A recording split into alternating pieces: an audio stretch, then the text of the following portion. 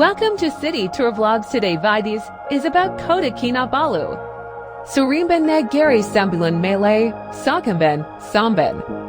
Joy is a city in the Seremban district and the capital of the state of Negeri Sembilan in peninsular Malaysia. The city's administration is run by the Seremban City Council. Seremban gained its city status on the 20th of January 2020. Seremban was founded as Sungai Ujong or Sungai Ujong, while the town was renamed Seremban thereafter. The name Sungai Ujong most prominently persists as a street name for a road adjoining the southern side of town, Sungai Ujong Road, or Jalan Sungai Ujong. It is also the name of a luwak, chiefdom, that formed Negeri Sembilan, that covers the eponymous district as well as neighboring Port Dickson district. Among the Chinese-speaking community, the city is known as Faitung in Cantonese and Furong in Mandarin Chinese, literally, hibiscus, which comes from a phonetic approximation of Ujong.